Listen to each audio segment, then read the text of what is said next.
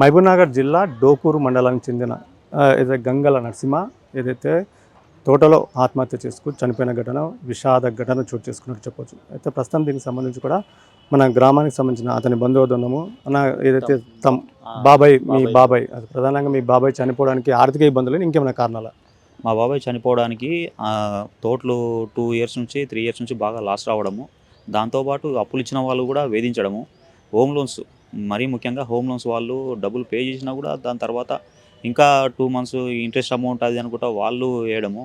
ఎక్కువ ఈ చనిపోవడం కారణం హోమ్ లోన్స్ ప్లస్ అప్పులు ఇచ్చిన వాళ్ళు ఈ ప్రెషర్ వల్లనే మా బాబాయ్ చనిపోయిండు. ఆ చనిపోవడం కూడా నైట్ 1 గంటకు పిల్లల్ని బావిలో ఏసి ఇద్దరు తల్లి అది మా బాబాయ్, మా చిన్నమ్మ ఏసి చంపి మరి వీళ్ళు చనిపోవడం. అంటే మేము లేని మేము లేకుండా మా పిల్లలు ఎందుకు అనుకున్నారో ఏమో వాళ్ళు చనిపోయిండ్రు. అంటే ప్రధానంగా ఈ అప్పుల బాధలు ఎక్కువై వాళ్ళ ఒత్తిడి తట్టుకోలేకనే సూసైడ్ చేసుకొని చనిపోయారంటారు. వాళ్ళ ఒత్తిడి వర్తకాలనే కదా! ఇప్పుడు వాళ్ళ వ్యాపారం అంటే ఈ సంవత్సరం వస్తుంది లేకపోతే కానీ అతనికి 2, 3 ఇయర్స్ నుంచి లాస్ వస్తుంది. లాస్ వచ్చినప్పుడు అమౌంట్ కూడా వాళ్ళకి కట్టాలంటే కట్టలేకపోయిండు. ఇంక దీంతో పాటు హోమ్ లోన్స్ చెప్తున్నా కదా! ఇంకా ఇలా అప్పుల వల్ల ఒత్తిడి ఎక్కువైంది. ఒత్తిడి ఎక్కువడం వల్ల అతను తట్టుకోలేక చనిపోయిండు. అంటే గత 2 నెలల కింద కూడా డబ్బులు కట్టినా మనోవేదనకు గురైన ఇంటికి కూడా మేము ఇంటిని సీజ్ చేస్తామని కూడా వాళ్ళు హోమ్ లోన్ వాళ్ళు బెదిరించినట్టు తెలుస్తుంది. ఈ నేపథ్యంలో అయితే ఇబ్బందికరంగా మారి సూసైడ్ పాల్పడ్డంటారు. ఎవ్రీ మంత్ కరెక్టే కడుతున్నాడంట. కాకపోతే 2 మంత్స్ మాత్రం కాకపోవడం వల్ల వాళ్ళ ఇంటికి వచ్చి గట్టిగా ర్యాష్‌గా మాట్లాడడం వల్ల అతనికి ఉందే స్మూత్. అట్లాంటి వ్యక్తి తట్టుకోలేకపోయి చనిపోయిండు. ఇంగ ఊర్లలో కాల్స్ కూడా ర్యాష్ కాల్స్ రావడం, అన్ని బెదిరింపు కాల్స్ రావడం ఏదేదో అయినాయి. అట్లా అవ్వడం చనిపోవడం జరిగింది.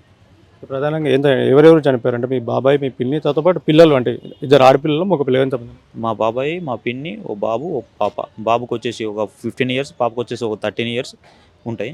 ఇలా నైటు 1 గంటకు చనిపోయాను. అంటే పిల్లలు ఈ డోకూరు సంబంధించి ఊర్లోనే ఉండేవారా? అతని తండ్రి దగ్గర ఉండేవారు. అంటే వాళ్ళ పిల్లల చదువు ఎక్కడ కొనసాగుతుంది? అయితే మా బాబాయ్ వాళ్ళ పిల్లలు మా చెల్లెలు గానీ, మా తమ్ముడు గానీ 2 ఇయర్స్ కింద వరకు చదివిండ్రు. అంటే 7th క్లాసు, ఒక 9th క్లాస్ వరకు చదివిండ్రు. కాకపోతే ఇప్పుడైతే ఉందో వాళ్ళు అక్కడే నేను లేకుండా ఇబ్బంది పెడతారని వాళ్ళ స్కూల్ కూడా 1 ఇయరే బంద్ చేపించి వాళ్ళేమన్నా పెట్టుకుంటారు పిల్లలకి ఇంకా ఇంటికాడికి వెళ్ళలేడు. వాళ్ళ అప్పులలో బాధలు ఇబ్బంది కాబట్టి ఇంటికాడికి వెళ్ళలేక పిల్లల్ని కూడా వాళ్ళతో పాటు ఉంచుకున్నాడు. కానీ ప్రెషర్ ఎక్కువ అవడం వల్లనే చనిపోవడం జరిగింది.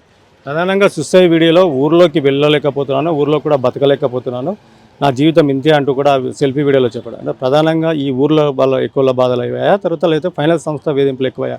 గద్వాలకు సంబంధించిన వాళ్ళు చాలా అంటే వాళ్ళు ర్యాష్గా మాట్లాడు కట్టిన కైసలకు సంబంధించిన కూడా కాగితం ఇవ్వలేదని తెలుస్తుంది. ఏం చెప్తారు? గద్వాల వాళ్ళకు అమౌంట్ కట్టాడు కొంతమంది. కాకపోతే దాని గురించి ఇంకా నేను తెలుసుకోవాలి, ఇంకా పూర్తిగా తెలుసుకోవాలి. గద్వాల కొంత అమౌంట్ కట్టాడు. కాకపోతే మా ఊర్లో కూడా కడతానని చెప్పాడు. కాకపోతే గద్వాల నువ్వు అమౌంట్ పే చేసినావు, మాకు కూడా పే చేయాలన్నట్ల ఒత్తిడితో ఇలా జరగడం జరిగింది. అంటే అక్కడ కట్టినావు, ఇక్కడ ఎందుకు కట్టలేదు అనే దాంతోన ఒత్తిడి ఎక్కువ చేసిండ్రు. ఇది ఇక్కడ పరిస్థితి. అయితే తాను వడ్డీ చెల్లించాను, మిగతాది కూడా చెల్లిస్తానని చెప్పినా కూడా వినకుండా ఒత్తిడి, ఒక సైడు గ్రామస్తులు, మరొక వైపు ఏదైతే ఫైనాన్స్ సంస్థ హోమ్ లోన్కి సంబంధించిన గత 2 నెలల నుంచి కూడా వారు ఇబ్బంది చేయడంతో తాను తీసుకున్నట్లు కూడా తెలుస్తుంది. మరోపక్క తను 100 ఎకరాల మామిడి తోట కూడా చేశాడు. పంట సమయానికి రాకపోవడం కూడా అతనికి ఏదైతే ఆర్థిక ఇబ్బంది కూడా ప్రధాన కారణమని తెలుస్తుంది. ఈ నేపథ్యంలో అతను తన ఇద్దరు పిల్లల్ని హౌస్లో వేసి చంపేసి తర్వాత తన భార్యను చంపి తాను కూడా కూడా వీడియోలో చెప్పాడు. ఇది ఇక్కడ తాజా పరిస్థితి. గంగుల నరసింహ మృతికి ఆర్థిక పరిస్థితి కారణమా, అసలు ఏం జరిగినది సంబంధించి దీని వద్ద ఆమె అక్క పద్మ గారు ఉన్నారు. అమ్మ, ఇప్పుడు అంటే నరసింహ గత 10 రోజుల నుంచి మీ దగ్గర మాట్లాడినట్టు తెలుస్తుంది. అసలు ఏం చెప్పాడు నరసింహ? మా ఆయనకు చెప్పిండు, మేము మందు దాకా చచ్చిపోతున్నాం చేసుకుంటున్నాం అంటే, అట్లా ఏం చేయకండి, పిల్లలు ఉన్నారు, మీరు ఏమన్నా తోటలో మాలు ఉంటే తెంపండి అంటే తోటలో మాలు ఏమి వెళ్తలేదు, అవి పెట్టిన పెట్టుబడులు కూడా వెళ్తలేవు అన్నాడు. అన్న తర్వాత మా ఆయన ఉండే ఎంతనన్నా రాకోకో నువ్వు తీసుకొని అన్నీ నీ సిమ్ములు ఉన్నాయి కదా, ఫోన్లు మొత్తం నంబర్ మార్చేయి, నేను నీకు సిమ్ములు తెచ్చిస్తా, దూరంగా ఎక్కడన్నా ఉండు, హైదరాబాద్ పోతావా, బొంబాయి పోతావా, ఎక్కడన్నా అప్పులు చేయనోడు ఎవరు లేడు, మస్తు మంది పారిపోయినారు కదా, నువ్వు ఈ నిర్ణయం ఎందుకు తీసుకుంటున్నావు అన్నాడు. అన్న తర్వాత ఇంకా కొంచెంసేపు బాగా మాట్లాడి సర్లే బావ అంటే మా ఆడబిడ్డ మాట్లాడింది, అన్న బతుకున్న శివాలం కదన్నా, ఎన్ని రోజులు ఉన్నా మిమ్మల్ని కలుసుకోలేము, మేము ఫంక్షన్కి అటెండ్ కాలేము, మాకెందుకో ఈ జీవితం వద్దంటే, అట్లా కాదేలమ్మా, పిల్లలకి లైఫ్ ఉంది, నువ్వు ఇప్పుడు చనిపోయినా నీకు మళ్ళీ జన్మ అంటూ ఉంటే కూడా పిల్లల్ని చంపినోళ్ళు అవుతావు, ఆ పొల్లుల్లో ఉసురు పోసుకున్న దానవు అవుతావు, వద్దు సుడు, ఇది తప్పు నిర్ణయం, ఎట్లనన్నా కానీ 1,00,000 ఇచ్చేకాడ 50 ఇచ్చేకాడ 25, 2-3 లక్షలకి ఇచ్చేకాడ 1,00,000 అది కరెక్ట్ అమ్మా, అట్లా ఎప్పుడు చేసుకోకని అన్నాము. ఇంకా 2-3 రోజులు బాగా కోసిండు మామిడికాయలు, కోసి అమ్మిండు. అమ్మి గద్వాల 10 లక్షల దాకా అప్పులు కట్టిండు. బాగా అప్పులు కట్టినా అన్నాడు. సరే నరసింహ కట్టినే కట్టినావు, నువ్వు మళ్ళీ ఎక్కడ పోతావు రా అని అడిగినాం. అంటే కల్వకుర్తికి పోతాను నేను అన్నాడు. నేనుండి నరసింహ మా ఆడబిడ్డకి ఆపరేషన్ అయింది, బియ్యం పోస్తా, ఒకసారి గద్వాలకు రాను అంటే నేను గద్వాలకు వచ్చే మాట వేరాక నేను రాను అన్న. సర్లే నేను పైసలు ఇస్తాను, మనం కూడా అక్కడికి వచ్చి పోసుకుంటావు అన్న. రానక్క అన్నాడు. అన్న తర్వాత ఇంకా అంటే ఇది ప్రధానంగా 15 రోజుల కిందటే మీ విషయం మీరు మీ దగ్గర మాట్లాడా? 15 రోజుల ముందే చెప్పాడా? చేసుకుని కాయలు మేము చేసుకొని లేదు. 15 రోజుల తర్వాత కాయలు తెంపి వాడు అమ్మిండు. అమ్మి మాకు మళ్ళా ఏం చేసిండు, ఒక 7-8 రోజుల కింద అక్క నేను కల్వకుర్తికి పోతా, నువ్వు మమ్మల్ని చూడాలనుకుంటున్నావు కదా, నువ్వు వస్తావా అన్నాడు. సరే నేను వస్తాను, మా బాబుని తొలుకొని వచ్చి చూసిన వాళ్ళని. పిల్లల్ని అడిగిన, అత్త మీ దగ్గరనే చదువుకుంటామని మా బాబు ఇద్దరు అడిగినారు, పాప బాబు. ఆదివారం రోజు ఒకరు చనిపోయిండు, మా అత్తమ్మ వాళ్ళు వచ్చిండు. పిల్లల్ని వదిలిపెట్టరా అంటే నేను ఆడ పోయి సెటిల్ అయినాక వదిలిపెడతా అన్నాడు. ఇంకెప్పుడు సెటిల్ అవుతావు, నువ్వు ఎప్పుడు పోతావు అని అంటే నేను పోయాకాడికి ఫోన్లు కలిసావు అన్నా కదా అక్క, ఫోన్లు కలిసావు, నువ్వు నన్ను చూడలేవు అక్క అన్నాడు. కానీ నేను ఇంత హీనంగా అనుకోలేదు. అంటే గద్వాల వైపు అప్పులు కట్టడంతో పాటు నువ్వు అక్కడ కట్టావు మాకు కట్టని కూడా ఒత్తిడి తెచ్చినట్టు తెలుస్తుంది, అది మీతో చెప్పాడా? చెప్పిండు. గలిసి మాట్లాడినారు, ట్రైన్ కింద పడేస్తామని అంటున్నారు అక్క, వాళ్ళ దగ్గర చనిపోవడం ఎందుకు అక్క అంటే ఇట్లా ఎదురుగా ఉంటే అప్పులు ఇచ్చిన వాళ్ళ బాధ అట్లా ఉంటుంది, దూరంగా పోతే ఎవరేం చేయలేరు, అమెరికా అట్లా పోయి బతికిన వాళ్ళు లేరు అప్పులు చేసి. నరసింహ అట్లా చేసుకోకన్నా, మా తమ్మునికి నాకు 2 ఏళ్ళగా లేకుండా మాటలు ఇంకా 15 రోజులుగానే ఉన్నాయి అంతే.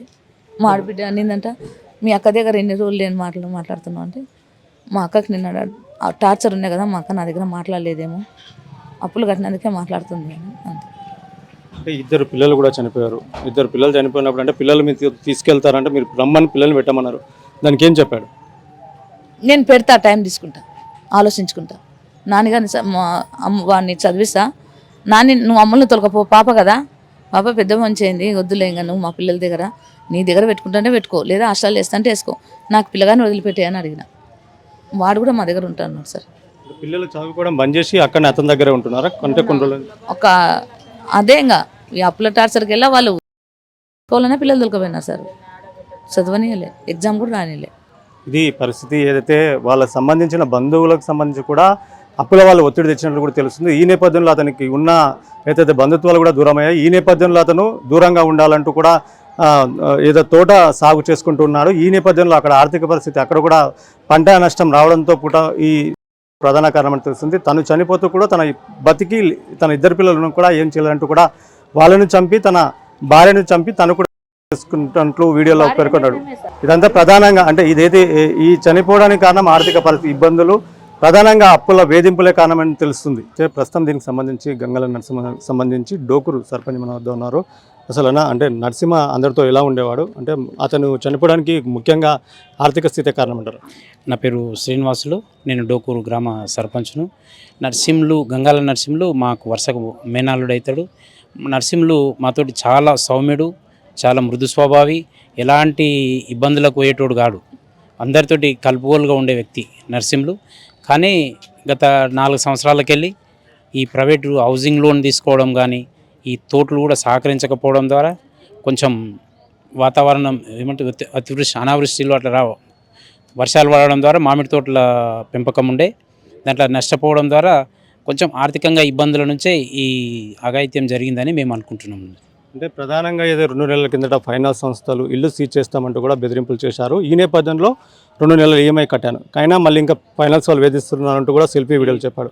ఇది ప్రధాన కారణం అంటారు? ఇది ఖచ్చితంగా మా దృష్టికి కూడా వచ్చింది, గ్రామ సర్పంచం కాబట్టి వచ్చి ఇంటికి వచ్చి నోటీస్ అతికేయడము, ఇబ్బందులు పెట్టి మళ్ళీ ఖచ్చితంగా చేసి 2 నెలల అమౌంట్ కట్టించుకోవడం కూడా చేసిండ్రు.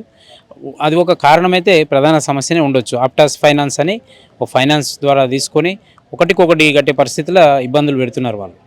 అంటే అతనితో పాటు 2 పిల్లలు చనిపోయారని తెలుస్తుంది కూడా. పిల్లలు అంటే ఇతను చదువుకునే పిల్లలు డోకూరులో ఉండడం లేదా, అతనితో పాటే ఉంటున్నారు? పిల్లలు ప్లాన్ అయితే మహబూబ్నగర్లో హాస్టల్లో వేసిండే, పాప ఆ నర్సింహుల దగ్గరనే ఉంటుండే, 3 ఉంటుండ్రి. వాళ్ళు అందరితో మంచిగా ఉంటుండ్రి, కలుపుకోలుగా ఉంటుండ్రి. ఈ రకంగా అవుతుందని మేము ఊహించలేకుండా ఉన్నాం. ఎవరు గ్రామస్తులం కూడా అందరం చాలా బాధలో ఉన్నాం ఈరోజు. అంటే ఇప్పుడు సెల్ఫీ వీడియో అర్ధరాత్రి ఇప్పుడు చేశాడు, అంతకుముందు ఏమన్నా మీకు అంటే ఏమన్నా సమాచారం ఇచ్చాడా, ఇలాంటి నేను తట్టుకోలేకపోతున్నాను ఏమన్నా మీతో మాట్లాడాడు? ఎవరితోటి వాళ్ళు మాతోటి అని కూడా కాదు, కానీ వాళ్ళ కుటుంబ సభ్యులతోటి కూడా ఎవరితోటి మాట్లాడలేదు. తనంతకు తానుగానే నిగ్రహంగా ఉండేవాడు. కానీ అనుకోని దురదృష్టమైన సంఘటన ఇది జరిగింది. ఎవరితోటి ఏం షేర్ చేసుకోలేదు.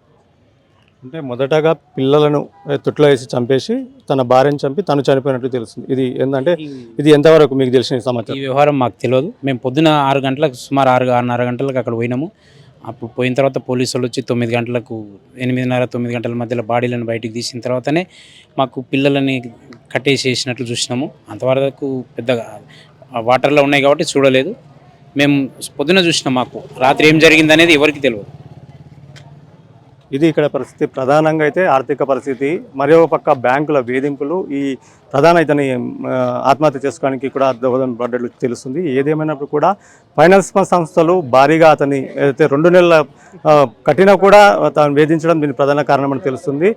ఖచ్చితంగా ఫైనాన్స్ సంస్థకు సంబంధించిన కూడా అతనిపై ఒత్తిడి చేయడం కూడా ఇది ప్రధాన కారణం తెలుస్తుంది. ఇలాంటి వాటిపై కూడా చర్యలు తీసుకొని కూడా అతని బంధువులు కోరుతున్నారు.